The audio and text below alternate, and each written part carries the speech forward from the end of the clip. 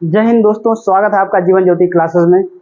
आपको ये बताते हुए बड़ी खुशी हो रही है कि हमारे जो इंस्टीट्यूट का लोगो बन के तैयार हो गया है। आप देख पा रहे होंगे स्क्रीन पर जो इस तरह से इन्होंने लोगो को बनाया और एक निचले स्तर से शुरुआत की और करते करते आज यहाँ तक हम लोग पहुँचे।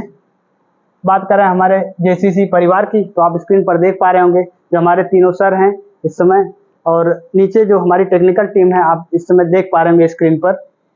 तो इन चीज़ों के लिए मैं आपका तहे दिल से धन्यवाद कहना चाहूँगा और इसी के साथ आज की क्लास स्टार्ट करेंगे। और रहा सवाल क्लास का, तो उससे पहले बता दें कि इससे पहले पिछली क्लास में हमने जो जिक्र किया था जानवर से जुड़े हुए सभी प्रश्नों के बारे में, तो अपने थीम के अनुसार अब बढ़ते हुए जो हमारी आज की क्लास होगी वो होगी अपने महान व्यक्तित्व के बारे में, पर्सनालिटी से जुड़े क्वेश्चन के बारे में। ठीक है दोस्तों, क्योंकि हमारे देश के जो कुछ चर्चित चेहरे हैं उनसे जुड़े क्वेश्चन आते हैं अपने एनसीईआरटी बेस्ड पे, तो उनके बारे में हम थोड़ी थोड़ी बातें जानेंगे जो जिनसे जुड़े हमारे क्वेश्चन आते हैं। इसी तरह धीरे धीरे करके हम एक एक टॉपिक को निपटाते चलेंगे और उसके बाद लाएंगे एक महा मैराथन क्लास, और उसके बाद हम लोग रिवाइज करेंगे प्रीवियस ईयर क्वेश्चन। इससे होगा फायदा आपका कि जो पिछले साल के क्वेश्चन आते रहेंगे उनसे मिलेगी हमको एक ट्रिक और हम जो है तैयारी भरपूर रूप से कर पाएंगे। ठीक है, बात करें अगर हम अपने पहले व्यक्तित्व के पहले चेहरे की, तो जिनका नाम हम लेना चाहेंगे वो है बछेंद्री पाल जी। आप स्क्रीन पर देख पा रहे होंगे, आशा करता हूँ। बछेंद्री पाल जी हैं, आप इमेज भी इनकी देख सकते हैं। आइए जानते हैं इनके बारे में थोड़ी थोड़ी बातें जो हमारी मदद करेगी क्वेश्चन पेपर पर। ठीक है, तो बात करें अगर बछेंद्री पाल की, तो भारत की पहली और विश्व की 5वीं महिला हैं जिन्होंने माउंट एवरेस्ट की चोटी फतह की या चढ़ाई की। ठीक है, और अगर इनके बारे में थोड़ी बात करें, ये रहने वाली कहाँ की हैं? इनका जन्म उत्तरांचल में हुआ था। उत्तरांचल के चमोली जिले के बंपा गांव में 24 मई 1954 को हुआ था। उत्तरांचल या उत्तराखंड की रहने वाली हैं हमारी बछेंद्री पाल जी, जो भारत की पहली और विश्व की 5वीं ऐसी महिला हैं जिन्होंने माउंट एवरेस्ट फतह की। ठीक है, बात करते हैं इनके अगले बिंदु की। तो अगले बिंदु से पहले हम बताना चाहेंगे आपको कि इनका जो शुरुआती जीवन रहा, इनके परिवार में माता पिता के अलावा ये लोग 3 भाई बहन थे, जिनमें ये पिछले क्रम में थी। ठीक, ये पिछले क्रम में थी। इनसे एक बड़े भाई साहब थे और इनसे एक छोटे भाई साहब थे। तो जब इन्होंने अपनी ये बात बड़े भाई साहब से जाहिर की कि भैया मैं जो है माउंट एवरेस्ट पर चढ़ाई करना चाहती हूँ, तो इनके भाई साहब ने तुरंत ही मना कर दिया। कहा कि आप तो लड़की है, आप कैसे ये सब कर पाएंगी, ये काम बड़ा मुश्किल है, आपके लिए उचित नहीं है, खतरा है, ये आपके लिए उचित नहीं है क्योंकि आप लड़की हो। अब यही बात इनके छोटे भाई साहब ने कही तो उसके लिए उन्होंने तुरंत परमिशन दे दी, अनुमति दे दी कि नहीं भाई आप ठीक है, आप कर सकते हो। उम्र में छोटे थे लेकिन लड़के थे, इस वजह से उन्होंने छोटे भाई के लिए हामी भर दी। तो यहाँ पर ये पाठ लाने का जो है अपने सिलेबस में उनका सबसे मेन कारण ये था कि यहाँ पर जेंडर बायसनेस को दिखाया गया है, बायसनेस को दिखाया गया है। ठीक है, कि कोई लड़की क्या कुछ नहीं कर सकती है। आज के समय में कोई ऐसा क्षेत्र नहीं बचा है जो हमारे देश की जो है औरतें या लड़कियां नहीं कर पा रही हैं। हर एक क्षेत्र में हिस्सा ले रही हैं, ना सिर्फ हिस्सा ले रही हैं बल्कि फतह भी हासिल कर रही हैं। तो यहाँ पर जेंडर बायसनेस की भेदभाव करना कि ये लड़का है ये नहीं कर सकता, लड़की ये नहीं कर सकती, लड़का वो नहीं कर सकता, इन सब चीजों पर पर्दा डालने के लिए कि इन चीज से आप ऊपर निकलिए और सभी को बराबर में आने का हक दीजिए। तो इसीलिए इस पाठ को लाने का इनका उद्देश्य था कि बच्चे पढ़ें और जो भी लड़कियां हो वो जाने कि जो हमारी मैडम रही हैं इन्होंने ये काम कर लिया तो हम क्यों नहीं कर सकते। ये सभी बालकों के लिए या सभी बालिकाओं के लिए एक प्रेरक का काम किया इन्होंने कि इन्होंने लड़की होकर माउंट एवरेस्ट पर फतह किया। ठीक है, तो बछेंद्री पाल के जन्म के बारे में हमने जान ही लिया है। बात करें उनके अगले पॉइंट की, तो बछेंद्री पाल जो है बचपन में एक पिकनिक पर गई थी जहां वो 4000 मीटर ऊंची चोटी पर चढ़ गई थी और उस वक्त ये सिर्फ 12 वर्ष की थी। देखिए हौसला इनका क्या था, इनके अंदर जज्बा पहले से ही भरा हुआ था कि ये आने वाले समय में कुछ कीर्तिमान तो रचने वाली थी। इसीलिए उन्होंने परिवार के खिलाफ गया, अपने भाई के खिलाफ गई और उन्होंने कहा कि मैं माउंट एवरेस्ट फतह करूंगी और जरूर करूंगी। मैं लड़की हूं तो क्या हुआ, मैं कर सकती हूं। अगर आपके अंदर हौसला है, जुनून है, तो दुनिया का कोई ऐसा काम आप नहीं कर सकते, बशर्ते आप लड़की हैं या लड़का है, ये मैटर करता नहीं है। ठीक है दोस्तों, आइए बढ़ते हैं इनके अगले पॉइंट की कि इन्होंने इसकी ट्रेनिंग कहां से ली। ठीक है, इन्होंने नेहरू इंस्टीट्यूट ऑफ माउंटेनियरिंग जो उत्तरकाशी यानी उत्तराखंड में इस समय मौजूद है, वहां से इन्होंने ये ट्रेनिंग ली थी माउंटेनियरिंग की, कि पर्वतों पर चढ़ाई कैसे की जाती है, क्या क्या सुरक्षा बरता जाता है, किस तरह से हम आगे बढ़ेंगे, इस चीज की ट्रेनिंग इन्होंने Nehru institute of mountaineering Uttarkashi से लिया था। पिछले साल क्वेश्चन में आया था, इन्होंने ये नहीं पूछा कि इन्होंने ये जो ट्रेनिंग ली कहां से थी, बल्कि पूछा था कि जो ट्रेनिंग की जगह है वो कहां है। आपको उत्तर काशी याद रखना है, यानी उत्तराखंड, क्योंकि ये उत्तरांचल से है ही हैं। हमने शुरू में ही बताया कि उत्तरांचल के चमोली जिले के बंपा गांव से हैं, तो जाहिर सी बात है एक तो उनके लिए शुरू में ही दिक्कत बन गई थी कि आप लड़की हैं, ये कर नहीं सकती, तो दूर जाने की अनुमति घर वाले देंगे कैसे, तो इसलिए उन्होंने उत्तराखंड से ही, ये स्क्रीन पर आप देख पा रहे होंगे नाम, जो यहां से इन्होंने ट्रेनिंग ली और जो इनके गाइडर थे उन साहब का नाम था ब्रिगेडियर ज्ञान सिंह। इनके अंतर्गत इन्होंने ट्रेनिंग ली और अपने रास्ते को आसान किया। और इसी क्रम में आगे बढ़ते हुए इन्होंने 1984 में माउंट एवरेस्ट में जाने के लिए टीम मेंबर बनाया गया। ठीक, जब किसी भी माउंटेन पे चढ़ने के लिए, किसी भी पहाड़ पे चढ़ने के लिए आप इकलौते नहीं जा सकते, उनके साथ टीम जाती है, 5-7 लोग, जो भी टीमें गठित होती है वही लोग जाते हैं। इससे क्या होता है, एक दूसरे को मदद मिलती है और हिम्मत मिलती है और कुछ ना कुछ नई चीज मिलती है। इसलिए एक टीम बनी, और टीम कब बनी, 1984 को, जिनमें ये टीम की मेंबर बनी थी। और बात करें अगर अगले पॉइंट की, तो इनसे भी क्वेश्चन आए हैं समय से। कब इन्होंने 23 मई 1984 को, जब 1984 में इन्होंने टीम के साथ ज्वाइन किया, 23 मई 1984 को दोपहर के 1:07 पर, यह समय याद कर लीजिएगा आप, ये समय ही पूछा था पिछले किसी साल में कि जब माउंट एवरेस्ट पर उन्होंने फतह की थी तो उस वक्त समय क्या था। तो आप समय स्क्रीन पर देख पा रहे होंगे, ये आप नोट कर लीजिएगा। दोपहर के 1:07 पर अपना पहला कदम माउंट एवरेस्ट की चोटी पर रखा।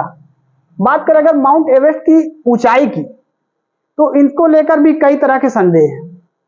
ये जो अपना सीटेट है या अपने एनसीईआरटी है, ये अब तक कंफर्म ही नहीं हो पाए कि इसकी एग्जैक्ट ऊंचाई कितनी है। मैंने पिछली भी कई वीडियो में बताया है कि इनकी ऊंचाई कभी 8,848 दे देता है, स्क्रीन पर आप देख पा रहे होंगे, कभी 8,848 दे देता है, कभी 8,850 दे देता है, कभी 89 मीटर दे देता है।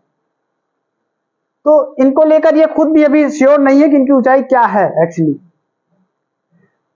पर किसी एक साल हुआ ये था सीटेट वालों से, आयोग से, कि पेपर बनाते समय उन्होंने इन तीनों विकल्पों को दे दिया और ये तीनों विकल्प देकर खुद ही फंस गए, क्योंकि विकल्प तो तीनों ही सही है, 8,848 भी है, 50 भी है और 89 मीटर भी है। तो इसलिए बाद में जो है क्रॉस क्वेश्चन के कई लोग ने अपील की, तो बाद में इस क्वेश्चन को सबको नंबर बराबर बांट दिया गया। तो अगर हम बात करें इसकी ऊंचाई की, तो इन तीनों में से कोई एक ही देगा। आशा करता हूं स्क्रीन पे आप देख पा रहे होंगे जो ऊंचाई है 8,848, 8,850 या 8900 मीटर। ठीक, तो इन तीनों में से कोई एक दिखे तो आप ट्रिक कर दीजिएगा, इनके अलावा कोई दिखे तो आप उन्हें मत मारिएगा। सबसे पहले कोशिश करिएगा ये मिले, क्योंकि ये एकदम एग्जैक्ट ऊंचाई मानी गई है। आप इस एनसीईआरटी बेस्ड के अलावा और कहीं भी कोई भी एग्जाम देंगे तो आपकी ऊंचाई यही मिलती है। बस सीटेट के एग्जाम में पता नहीं क्या संदेह रह गया है, ये तीनों चीजों को लेकर चलते हैं, ठीक है। बात करें अगर इसकी एक और ऊंचाई की, वो है समुद्र तल से ऊंचाई की। अगर बात करें समुद्र तल से माउंट एवरेस्ट की ऊंचाई कितना है, 8300 मीटर। ठीक, ये बात आप नोट कर सकते हैं। तीनों चीज तो दी है, एक चीज मैंने लिख दी। ये अगर बात पूछे समुद्र तल से माउंट एवरेस्ट की ऊंचाई कितनी है, तो आप 8300 मीटर टिक कर सकते हैं, ठीक है। और हाँ, जब इन्होंने माउंट एवरेस्ट पर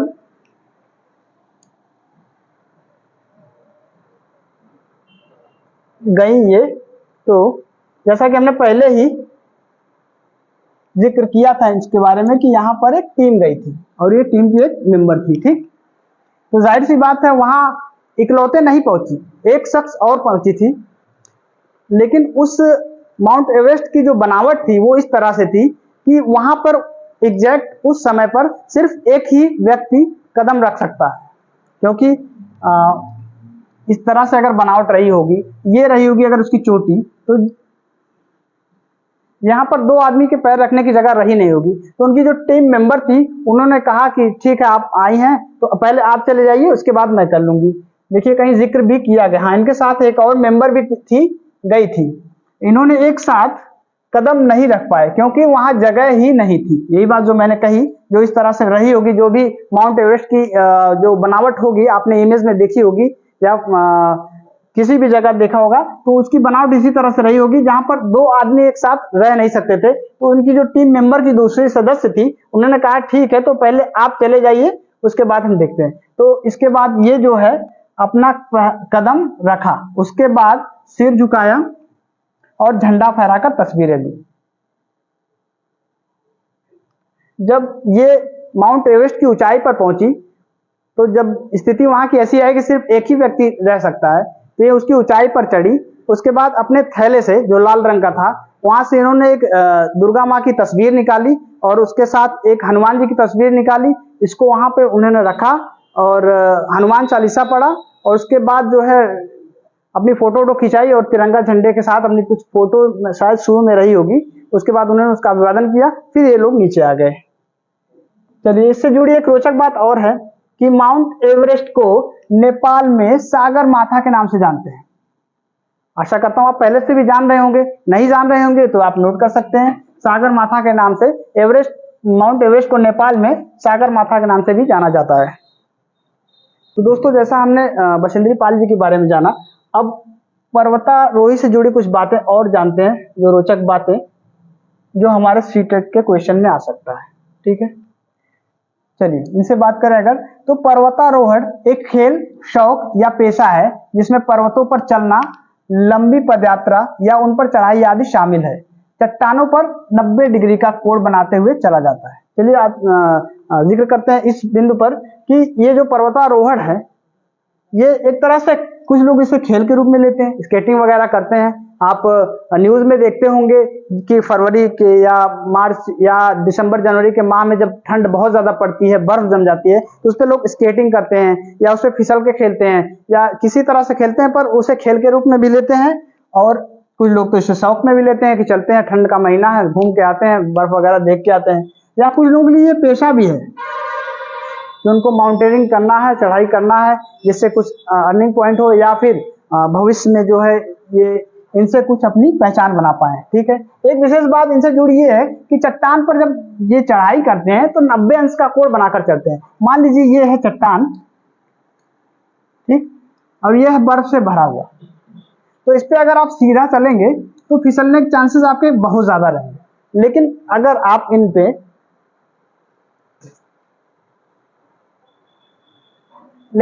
इन पे ये आपका मान लीजिए पैर हो गया और आप इस बेस पे 90 अंश का कोण जो इससे चलेंगे तो शायद फिसलने के चांसेस कम रहेंगे। आपके हाथ में स्टिक रहेगी, इस तरह से आप बढ़ते रहेंगे, फिसलने के चांसेस कम रहेंगे और आप खतरे से दूर रहेंगे।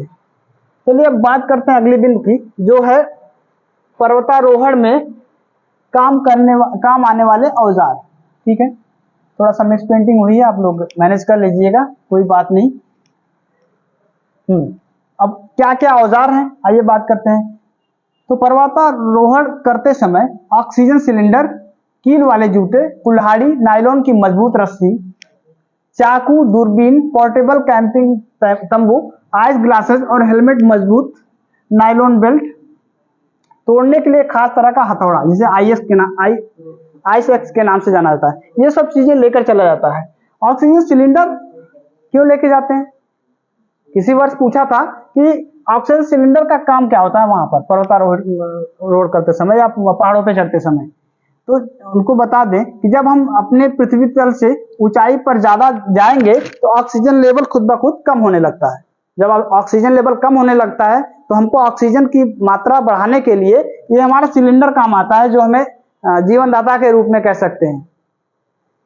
तो इसीलिए ऑक्सीजन सिलेंडर ले जाते हैं ताकि ऊंचाई पर जब जाएं ऑक्सीजन की कमी महसूस होने लगे, वहां पर ऑक्सीजन लेना दुर्लभ हो जाए तो उससे वो मास्क के रूप में लगाकर ऑक्सीजन की पूर्ति करते हैं। कील वाले जूते इसलिए ले जाते हैं ताकि बर्फ से फिसले ना, जैसा मैंने पहले ही कहा कि 90 अंश का कोड बना के जाते हैं। कुल्हाड़ी वगैरह ये सब जो चीजें हैं ये उनसे संबंधित होती है।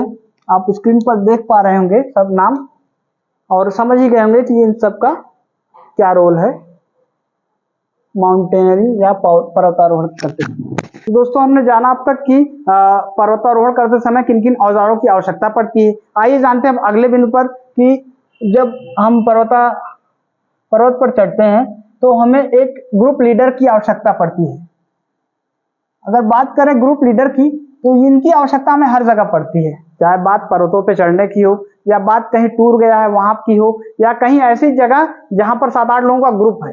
तो अगर सब अपने तरीके से चलेंगे तो वहां दिक्कतें पैदा हो सकती हैं। लेकिन अगर वहीं किसी एक सदस्य को अपनी टीम का ग्रुप लीडर मान लें कि भैया तुम जैसे कहोगे उसी तरह से हम लोग चलेंगे, जहां रुकने को कहोगे वहीं रुकेंगे या जहां चलने को कहोगे वहीं चलेंगे, तो उस बेस पर जो है अपना टूर आसानी से सफल होगा। तो यहाँ पर भी एक जो ग्रुप लीडर की जरूरत होती है। आइए जानते हैं उसकी भूमिका क्या क्या होती है। बात करें अगर पहले बिंदु की तो उसकी पहली भूमिका यह है कि बाकी लोगों का सामान उठाने में मदद करना। जैसे उसकी टीम के जो और सदस्य हैं उनका सामान उठाने में मदद करना। मैंने पहले ही बताया कि हथौड़ा और वगैरह वगैरह जो भी चीजें थी आपने देखा कितनी, तो वो खुद नहीं ले जा सकता, उसके लिए उसे सहायता की जरूरत पड़ेगी जो ग्रुप का लीडर करवाता है और याद करवाता है कि इन इन चीजों की आवश्यकता पड़ सकती है, आप ये ले लो, ताकि बाद में वहां पर दिक्कत ना हो। पता चला ऑक्सीजन जो सिलेंडर है छूट जाए, आप तो वहीं निकल लेंगे, फिर माउंट एवरेस्ट पर ही फतह कर लेंगे। ठीक है, बात करें दूसरे बिंदु की तो पूरे ग्रुप में के आगे बढ़ जाने के बाद ही आगे बढ़ना। जाहिर सी बात है, अगर ग्रुप लीडर आप हैं, अगर आप पहले ही चले जाएंगे सबसे आगे, पीछे पता नहीं कौन रह गया है, कौन कहाँ छूटा है, पता नहीं उसके पास ऑक्सीजन सिलेंडर है भी या नहीं, या और भी जरूरी सामान है भी या नहीं, आपने ये देखा ही नहीं, आप तो आगे बढ़ते चले गए, तो पीछे वाला तो छूट जाएगा। तो किस लिए आपको लीडर बनाया गया है? इसलिए तो नहीं ना। तो इसीलिए जो है ग्रुप लीडर की दूसरी जिम्मेदारी ये होती है कि जब सब आगे बढ़ जाए उसके बाद आपको जाना चाहिए। ठीक, चलिए बात करते हैं तीसरे बिंदु की। तो जो चल ना पाए उसे हाथ पकड़कर चढ़ाना। ये जो चढ़ाई होती है बड़ी कठिन होती है, क्योंकि यहाँ पर समय समय के अंतर पर ही मौसम बदलते रहते हैं। कब ये यात्रा तूफानी मोड़ ले ले, कब ये बर्फ से और बर्फबारी होने लगे, उसकी कोई गारंटी नहीं है। तो इतनी जो ऊंचाई है उस पर चढ़ते चढ़ते इंसानों का थकना स्वाभाविक है। जब ऐसी हालत में वो लगे कि सामने वाला इंसान थक रहा है तो ग्रुप लीडर की जिम्मेदारी बनती है कि उसका हाथ पकड़े और उसको चढ़ाने का प्रयास करे। ठीक है, बात करें अगर अगले बिंदु की तो रुकने के लिए जगह ढूंढना। जैसे मैंने शुरू में ही कहा कि जो ग्रुप लीडर होता है तय वही करता है कि हमें रुकना कहाँ है, कहाँ हमें खाना चाहिए, कहाँ हमें स्नान वगैरह करना चाहिए और कहाँ चलना चाहिए। तो रुकने के लिए भी जगह जो ढूंढेगा, कौन ढूंढेगा? Group leader ढूंढेगा। यानी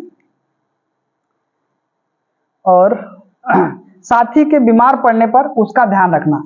एक तरह से समझिए पूरी जिम्मेदारी बनती है ग्रुप लीडर की।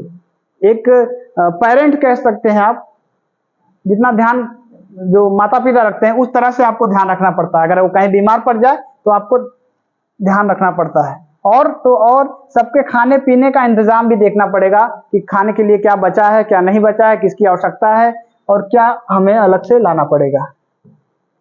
चलिए ठीक है, पॉइंट्स देख सकते हैं आप। उसके चलिए तो बात करते हैं अब अगले बिंदु की, जो हमारी अगली पर्सनालिटी है, जो हमारे अगले व्यक्तित्व हैं, जिनको देखकर हम कुछ ना कुछ सीख लेंगे और जो हमारे साथी होंगे उनसे इंस्पायर्ड होकर कुछ और करने की कोशिश करेंगे। ये बात महिलाओं की हो रही है, तो महिलाएं क्या कुछ नहीं कर सकती। जैसा मैंने शुरू में ही कहा कि अगर हिम्मत आप में है तो आप हर काम कर सकती है। उसका एक उदाहरण ये है लेफ्टिनेंट कमांडर वहीदा प्रिंस। हालांकि इनसे सिर्फ एक बार ही क्वेश्चन आया है, वो अलग बात है, अगली बार क्वेश्चन आए ना आए, लेकिन हमें इनके बारे में जानना जरूरी है। खासकर उन लड़कियों या महिलाओं को जानना जरूरी है, या उन परिवारों को जानना जरूरी है जिस बालिका के जो परिवार के लोग हैं वो कहते हैं कि लड़कियां कुछ कर नहीं सकती। तो देखिए एक के बाद एक जो उदाहरण मिलते जा रहे हैं। एक अर्डिमा सिन्हा नाम की महिला थी, जो दिव्यांग होते हुए भी माउंट एवरेस्ट फतेह की थी। आप अगर जानते होंगे तो अच्छी बात है, नहीं जानते होंगे एक बार गूगल करके जरूर उनके बारे में पढ़िएगा। बड़ी मजेदार और प्रेरणादायक कहानी है उनकी। हालांकि उनका हमारे सिलेबस से लेना देना नहीं है, पर हमारे जीवन से लेना देना जरूर है। वो हिम्मत की वो मिसाल है कि अगर आप टूट के खत्म हो चुके हैं, उसके बाद उन्होंने जीने की राह दिखाई है कि आप तब भी जी सकते हैं। एक ट्रेन दुर्घटना के दौरान उनके दोनों पैर कट गए थे पूरी तरह से। उसके बाद इन्होंने खुद को इस कदर संवारा, नकली पैर, आर्टिफिशियल पैर की मदद से इन्होंने माउंट एवरेस्ट की जो फतेह की थी। हालांकि उनका जिक्र इसमें नहीं है, पर आपसे आग्रह रहेगा कि आप अगर महिला हैं या अगर आप टूट चुके हैं, आप हार चुके हैं कि जिंदगी में कुछ नहीं बचा, तो आप एक बार उनका वीडियो यूट्यूब पे अवेलेबल होगा, आप देख सकते हैं, या उनकी हिस्ट्री आप पढ़ सकते हैं, जो बेहद ही प्रेरणादायक है, इंस्पायरिंग स्टोरी है उनकी। इन्हें स्टोरी क्या कहें, ये तो वास्तविक घटना है। चलिए बात करते हैं हम अपने लेफ्टिनेंट कमांडर वहीदा प्रिंस की। ठीक है, आइए इनके बारे में कुछ जानते हैं। ये भारतीय नौसेना में डॉक्टर हैं, ठीक, और नौसेना के समुद्री जहाज पर काम करने वाली गिनी चुनी महिलाओं में से एक है। और अगली जो सबसे बड़ी बात है, ये पहली महिला है। नोट करने वाली बात यह है कि ये पहली महिला है जिन्होंने पूरी परेड की कमान संभाली थी। जो एक परेड होती है उसकी ये हेड रही उस दौरान। अगर आपने 26 जनवरी या जो 15 अगस्त आने वाला है, आप देखें, आप नेशनल टीवी पे या किसी टीवी पे जब परेड होती है सुबह की, तो आपने वो जरूर देखा होगा, या नहीं देखा होगा तो आने वाला मौका आप देखिएगा कि उसमें किस तरह से परेड होती है। तो उनका एक हेड होता है, जो किसी वर्ष ये थी एक बार जिन्होंने पूरी परेड की कमान संभाली थी। ठीक, और किसी भी सेना में यह बहुत बड़ी बात मानी जाती है। बात करें इनके अगर जीवन की, तो उनका गांव जो है थन्ना मंडी है, जो जम्मू कश्मीर के राजौरी जिले में है। ठीक है, और बात करें इनके अगले बिंदु की, तो नौसेना के जहाज में जब परेड होती है तो पीछे 4 टुकड़ियां चलती हैं। मैंने कहा अभी कि जब ये परेड होती है तो 4 टुकड़ियों में डिवाइड होती है, और जो है इनकी जो चीफ होती है, जो हेड होती है, ये निर्देश देती है। और इस पूरी परेड में निर्देश कितना देना पड़ता है? 36 निर्देश देना पड़ता है। और इस निर्देश देते समय इतनी जोर से देने पड़ते हैं कि पीछे वाली टुकड़ियों के लोग भी सुन पाए। जैसा कि इसमें जिक्र किया है, मैं बताना चाहूंगा उसको कि जब ये परेड होती है, जब 4 टुकड़ियों में बैठी होती है, तो उसकी जो हेड होती है, जिन्होंने ये कमान संभाली थी, तो उसको बड़ी जोर से 3600 निर्देश देना पड़ता है, ताकि जो पीछे जो टुकड़ियां हैं उन तक भी वो आवाज पहुंच पाए। अगर आपने बाघा बॉर्डर पर ये चीज देखी होगी, अगर परेड देखी होगी दोस्तों, तो इस कदर वहां पर जोश होता है कि क्या ही कहने। अगर आपको मौका मिले तो कभी वहां जाके देखिए, वरना गूगल पे जाके देखिए। मैंने देखा है कि वो परेड होते समय जो है ना, परेड नहीं होती, युद्ध होता है।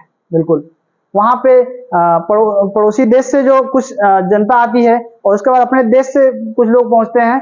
जो बाघा बॉर्डर होता है उनके बीच एक तरफ हिंदुस्तानी लोग, एक तरफ पाकिस्तानी लोग, और जो कोलाहल होता है, जो शोरगुल होता है, वो देखने लायक होता है। और ये जो परेड करते हैं वो इतने जोश के साथ बोलते हैं कि एक तरह से समझ लीजिए कंपटीशन होता है कि किसके पैरों की आवाज जो है वो अलग देश में तेज पहुंचे।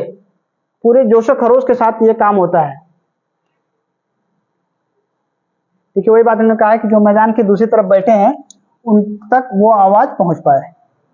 चलिए बात करते हैं वहीदा रहमान जी की एक और, कि वहीदा प्रिज्म इनके नाम में जो जुड़ा है, और प्रिज्म का मतलब होता है ऐसा कांच जो 7 रंग में दिखे।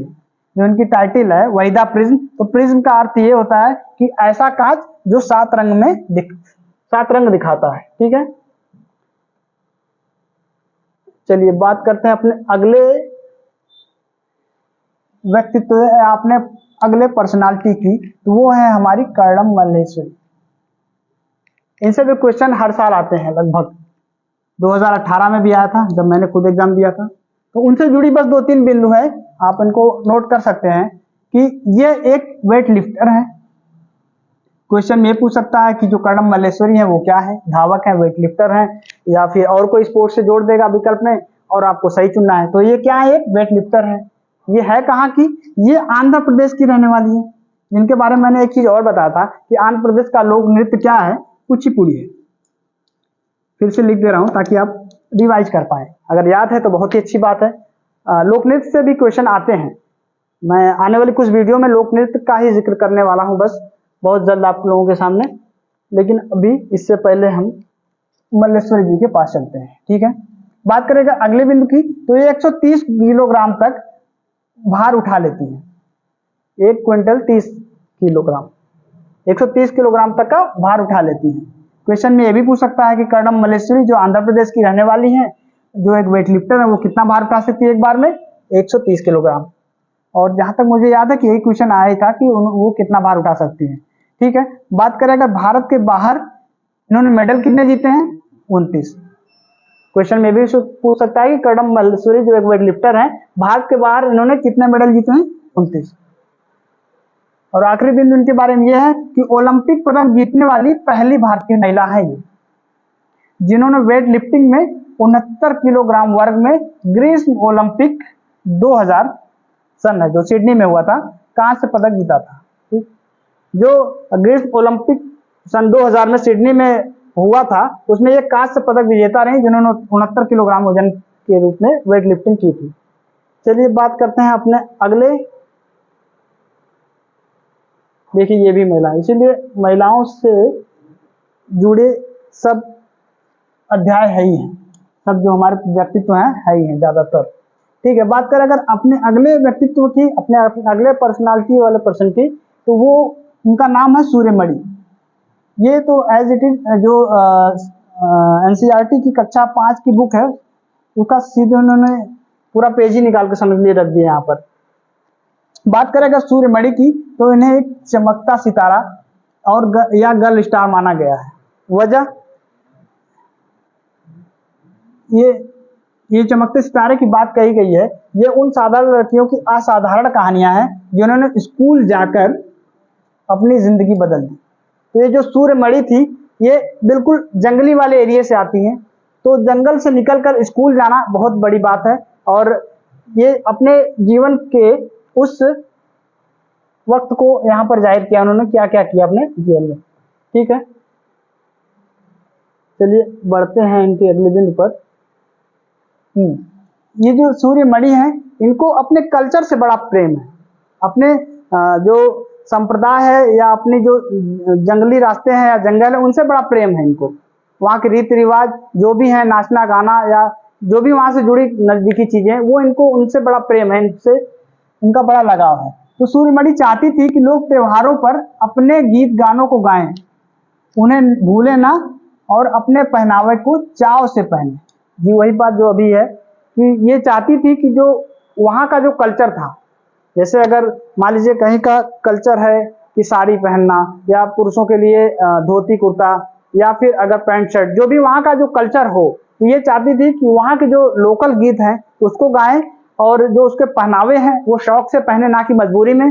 जैसा कि आजकल लोग वेस्टर्न कल्चर को फॉलो कर रहे हैं बड़ी तेजी से हमारे देश में, ये उनके खिलाफ थी। ये चाहती थी कि लोग अपने वेशभूषा में रहें जो उनका शुरुआती है, और उनको भूलने का प्रयास ना करें। ठीक है, और बात करें जड़ी बूटियों की, तो उन्हें जड़ी बूटियों की समझ और बांस की चीजें बनाने की कला बच्चे भी सीखें। ये चाहती थी, जो उनके गांव के बच्चे थे, ये बांस की चीजें, जैसे ये दौरी या क्या ही कहें, टोकरा, बड़ा टोकरा कह सकते हैं, क्योंकि हमारे यहाँ लोकल में तो दौरी वगैरह ही कहते हैं। तो जो टोकरे हैं, बड़े टोकरे या जो भी चीज है बांस से बनाई जाती है, वो उनको बनाने का ज्ञान हो उनको, और जड़ी बूटियों की समझ हो जो वहाँ के बच्चे हैं, ताकि जाने इस जड़ी बूटी से क्या होता है।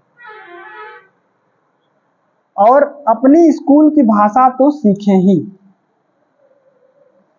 अपनी स्कूल की भाषा तो सीखें ही, जैसे स्कूल में जा रहे हैं जिस भाषा का प्रयोग हो रहा है वो तो सीखें ही, लेकिन साथ ही साथ कुड़ुक भाषा जो है, ये झारखंड की जो है राजकीय भाषा कह सकते हैं वहाँ की, तो कुड़ुक भाषा का रिश्ता, कुड़ुक भाषा से भी रिश्ता जोड़ें।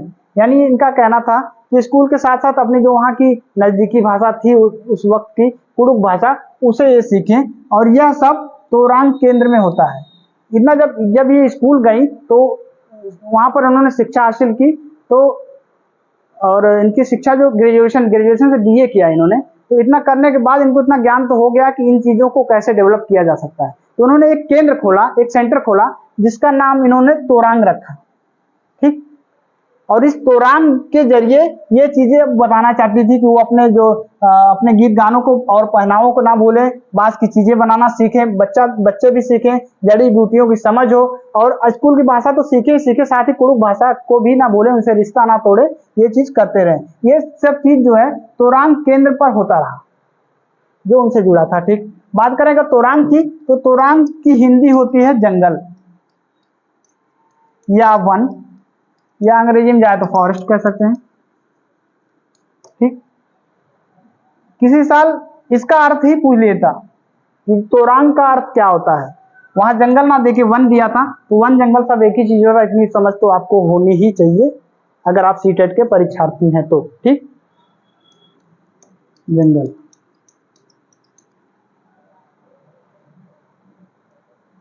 ठीक है, उसके बाद इन्होंने तोरांग में कुड़ुक समाज व अन्य आदिवासियों के लिए खास किताबों को संभाल कर रखा। जो इनका केंद्र था तोरांग वाला, इन्होंने कई खास किताबों के साथ गाने बजाने की कई चीजें, जैसे बांसुरी या तरह तरह के ढोल को भी संभाल के रखा। कहाँ? तोरांग केंद्र में। और तोरांग का मतलब क्या होता है? जंगल। याद कर लीजिएगा, अगर आ जाए तो 1 नंबर ले लीजिएगा आसानी से। ठीक, अब बात करें अगर अगले बिंदु की, तो सूर्यमणि जब 21 साल की थी तब उन्होंने बासवी दीदी और कई लोगों की मदद के लिए एक केंद्र खोला, और इस केंद्र का नाम क्या रखा था? तोरांग। मैंने शुरू में ही बताया। और तोरांग कुड़ुक भाषा में तोरांग का मतलब होता है जंगल। ठीक, वही चीजें जिक्र है यहाँ पर जो मैंने बताई थी। और बात करें अगर कुड़ुक भाषा की, तो ये सिर्फ झारखंड में नहीं बोली जाती, ये और भी जगहों पे बोली जाती है, पर ये जो सूर्यमणि थी ये झारखंड से रिलेटेड थी, इसलिए इन्होंने उस जगह का जिक्र पहले किया है। बात करें अगर कुड़ुक भाषा की, तो ये भारत में नेपाल, भूटान तथा बांग्लादेश में बोली जाती है, और भारत में यह बिहार, मध्य प्रदेश, छत्तीसगढ़, झारखंड जिसकी यहाँ पर जिक्र हुई है, और पश्चिम बंगाल के उरांव जनजातियों द्वारा बोली गई है। ये भी एक पॉइंट नोट करने लायक है, ये उरांव के जनजातियों द्वारा भाषा बोली जाती है, इसलिए इसको उरांव भाषा भी कहा जाता है। ठीक है, बढ़ते हैं हम अपने अगले बिंदु की तरफ और देखते हैं कि जो हमारी अगली व्यक्तित्व फेमस पर्सनालिटी है वो कौन है जी? वो है सुनीता विलियम्स। ये भी अपने आप में एक महान व्यक्तित्व दर्शाती है। बात करें अगर इनकी, तो ये अंतरिक्ष में जाने वाली भारतीय मूल की दूसरी महिला है। अगर ये दूसरी हैं तो पहली कौन है? याद है आपको? मैंने शुरुआत ही उसी से की थी, बछेंद्री पाल। ठीक है, ये 360 किलोमीटर दूर स्पेस में गई थी, और ये रहने वाली कहाँ की है? ये गुजरात के अहमदाबाद शहर से रहने वाली हैं। इन्होंने एक कीर्तिमान रचा जो विश्व कीर्तिमान माना गया। ये 195 195 दिनों तक अंतरिक्ष में रहने का विश्व रिकॉर्ड स्थापित किया इन्होंने। और बात करें अगर अगले बिंदु की, तो ये जून 1998 में अमेरिकी अंतरिक्ष एजेंसी नासा, इनका चयन हुआ जून 1998 में। 2008 में इन्हें विज्ञान और अभियांत्रिकी के क्षेत्र में भारत सरकार द्वारा पद्म भूषण से सम्मानित किया गया। और बात करें अगर अगली बिंदु की, तो 16 अप्रैल 2007 को अंतरिक्ष में मैराथन दौड़कर ऐसा करने वाली विश्व की पहली महिला बनी। देखिए कितने रिकॉर्ड किए इन्होंने अपने देश के लिए, कितना नाम किया ऊंचे, कितना नाम ऊंचा किया अपने देश का। और लोग कहते हैं कि लड़कियां क्या ही कर पाएंगी। हाँ, कितना गलत सोच है आजकल के लोगों की। अगर आप इनसे ऊपर उठेंगे तो हमारे देश की महिलाएं हर एक चीज करने में सफल रहेंगी। चलिए अगली बात होगी जो वो महिलाओं से हटकर थोड़ा सा पुरुषों पर आते हैं, और ये है हमारे ग्रेगर जॉन मेंडल साहब। इनसे जुड़े एक आध ही सवाल आते हैं, फिर भी इनके बारे में हम जान लेते हैं थोड़ा सा, इनके जो जन्म के बारे में। तो ग्रेगर जॉन मेंडल साहब का जन्म एक गरीब किसान परिवार में हुआ था। और कब हुआ था? 1822 में। ठीक, इन्होंने 7 साल तक मठ के बगीचे में 28,000 पौधों पर बारीकी से कई प्रयोग किए और ढेरों आंकड़े इकट्ठे किए। देखिए क्वेश्चन एक यहाँ से आ सकता है, और जहां तक मुझे याद आ रहा है कि आया भी है क्वेश्चन कि ग्रेगर जॉन मेंडल ने कितने पौधों पर अपना रिसर्च किया था? कितने? 28,000। ठीक है, बात करें अगले बिंदु की अगर, तो मेंडल ने बताया कि मटर के पौधे में कुछ ऐसे गुण होते हैं जो जोड़ियों में आते हैं, जैसे कि बीज का चिकना या खुरदरा होना, पीला या हरा होना, और पौधे के तने का लंबा या नाटा होना। इनका यह कहना था कि जो बीज के कुछ जो गुण होते हैं वो जोड़ियों में आते हैं। जैसे कि अगर मटर पे इन्होंने किया था, तो मटर का बीज अगर चिकना है तो उससे जो आने वाली नस्ल होगी वो सारी चिकनी होगी, या अगर खुरदुरा है तो उससे जो आने वाली सारी नस्ल होगी वो खुरदरे मटर के रूप में होगी, या हरा या पीला है तो उसी तरह हरा या पीले के मटर के रूप में होगी। ठीक है, इन्होंने कई रिसर्च किए। हालांकि बात करें अगर इनकी, तो इनके रिसर्च पर जो है एक वैज्ञानिक थे, उन साहब का नाम अभी याद नहीं आ रहा मुझे, उन्होंने आपत्ति दायर की कि इनका ये मानना था कि अगर जो लंबे व्यक्ति का बच्चा है, यानी अगर कोई माता पिता लंबे हैं तो उनका जो बच्चा होगा वो लंबा होगा। अगर उनके माता या पिता में से कोई एक नाटा है तो उनकी जो आने वाली संतानें होंगी वो नाटा होगी। लेकिन जो एक वैज्ञानिक थे उन साहब ने इनके ऊपर आपत्ति जताई कि ऐसा हर बार संभव है नहीं। तो उन्होंने अपनी जो प्रयोगशाला में किया कि कई चूहे रखे और उनकी पूंछ काट दी और उसको जिंदा रखा आने वाली नस्ल तक। लेकिन जब उसकी अगली जो पीढ़ी आई, जो अगला बच्चा आया उसका, तो वो तो पूंछ सहित आया, वो पूंछ कटा तो नहीं हुआ। या फिर इन्होंने कहा था कि जो जिराफ की गर्दन लंबी है, इस वजह से जो उनकी आने वाली पीढ़ी थी पर लंबी थी। और ऐसा सही होता कि जो उनकी कई प्रयोग किए जिनमें चूहे वाली बात मैंने बताई, तो उस हिसाब से जो आने वाली जो डार्विन, सही सजेशन दिया, डार्विन साहब थे जो साइंटिस्ट थे, उन्होंने इनको गलत साबित किया। हालांकि हमें वो चीज लेनी नहीं है, हम यहाँ सिर्फ इनके बारे में पढ़ रहे हैं, तो हमें नहीं जानना है बात। लेकिन उनकी भी सही थी, लेकिन नंबर हमें ये साहब देंगे, ग्रेगर जॉन मेंडल साहब। ठीक है, उन बातों को दरकिनार करते हैं और आते हैं फिर अपने पॉइंट पर। और चिकने बीज वाले और खुरदरे बीज वाले पौधे के बच्चे भी, यानी अलग अलग पीढ़ी के पौधे के बीज भी चिकने या खुरदरे होते हैं। जो बात मैंने कही, अगर चिकने बीज हैं तो उसकी जो अगली नस्ल होगी वो चिकनी होगी, अगर खुरदरे बीज हैं तो अगली जो नस्ल होगी वो खुरदरी होगी।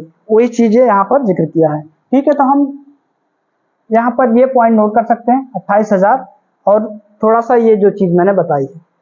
चलिए बढ़ते हैं अपने अगले व्यक्तित्व की तरफ और फिर से आते हैं महिला शक्ति की तरफ। ये जो शख्सियत हैं, इनकी हम जितनी तारीफ करें उतनी कम है। ये मिसाल मानी गई हैं महिलाओं के लिए। ये नाम है इनका कल्पना चावला।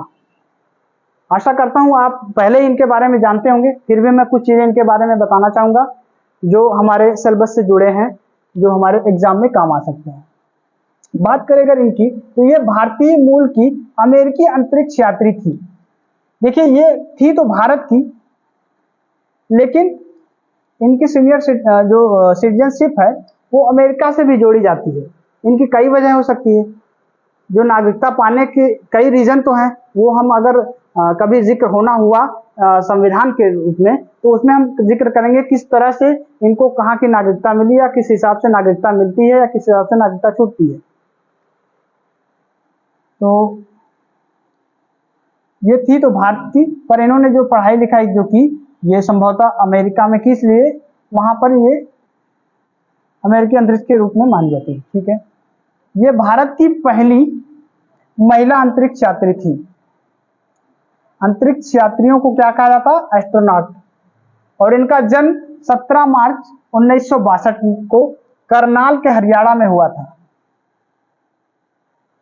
ठीक है, इसी तरह एक सुनीता विलियम्स जी हैं, जो भी एस्ट्रोनॉट हैं, वो भी मूल रूप से अमेरिका की रहने वाली हैं, पर उनके माता पिता भारतीय थे, इस वजह से जो है उनको भी भारत से जोड़ा जाता है। और ये तो पैदा ही हरियाणा में हुई थी। ठीक है, चलिए बढ़ते हैं अगले बिंदु की तरफ। 1995 में ये नासा के अंतरिक्ष यात्री कोर में शामिल हुई। इस दौरान इन्होंने 15 दिन 12 घंटे अंतरिक्ष में बिताए। ये आप नोट कर सकते हैं कि इन्होंने अंतरिक्ष में कितने दिन बिताए? 15 दिन 12 घंटे। और हमने सुनीता विलियम्स के बारे में जो जाना, उन्होंने 195 दिन अंतरिक्ष में रहने का विश्व कीर्तिमान हासिल किया था।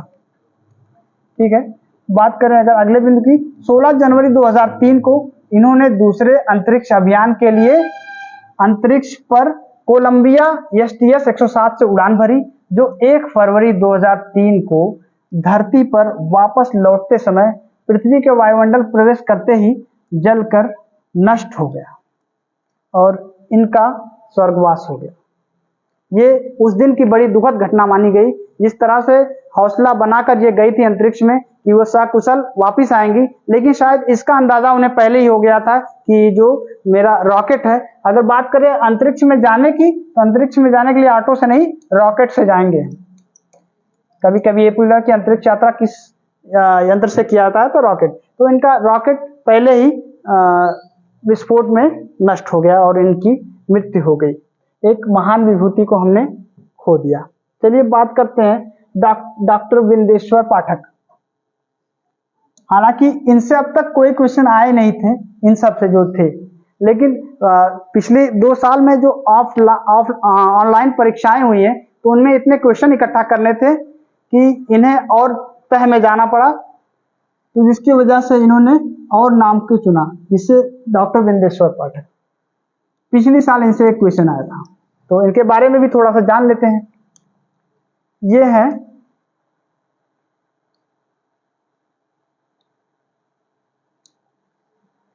सुलभ अंतरराष्ट्रीय के संस्थापक डॉक्टर बिंदेश्वर पाठक। इन्होंने सुलभ स्वच्छता और सामाजिक सुधार के आंदोलन की स्थापना की, जो एक राष्ट्रव्यापी स्वच्छता का आंदोलन है। इनके योगदान से लाखों गरीबों के जीवन में सुधार हुआ है, जो मैनुअल मैला ढोने का काम में लगे हुए थे या शौचालय का खर्च नहीं उठा पाते थे, उनके लिए इन्होंने एक ये आंदोलन किया, जिससे उनका फायदा हुआ। और क्या हुआ, उन्होंने सन 1970 में सुलभ इंटरनेशनल की स्थापना की। किसकी स्थापना की? सुलभ इंटरनेशनल की। और सुलभ इंटरनेशनल मुख्यतः मानव अधिकार, पर्यावरणीय स्वच्छता, ऊर्जा के गैर पारंपरिक स्रोतों और शिक्षा द्वारा सामाजिक परिवर्तन आदि के क्षेत्रों में कार्य करने वाली एक अग्रणी संस्था थी। ये इनका योगदान रहा है सुलभ के क्षेत्र में, डॉक्टर बिंदेश्वर पाठक। आप स्क्रीन पर देख पा रहे होंगे। चलिए बढ़ते हैं अब अपने अगले बिंदु पर और बात करते हैं दांडी यात्रा की। ठीक है, देखिए इनसे भी क्वेश्चन अब तक आए नहीं थे, सिर्फ एक क्वेश्चन आया किसी साल ऑनलाइन वाले ही शेड्यूल में ही आया था, और पहला क्वेश्चन आया था और आयोग ने पहले क्वेश्चन में ही गलती कर दी थी। किस चीज को लेकर गलती की थी? इनकी डेट को लेकर। ऑप्शन में शायद उन्होंने 1930 दिया ही नहीं था, 1935 दे दिया था। फिर इसका भी समझ लीजिए बंटवारा सभी विद्यार्थियों में हुआ, इसका फायदा मिला सबको। चलिए बात करें अगर दांडी यात्रा की, तो 12 मार्च,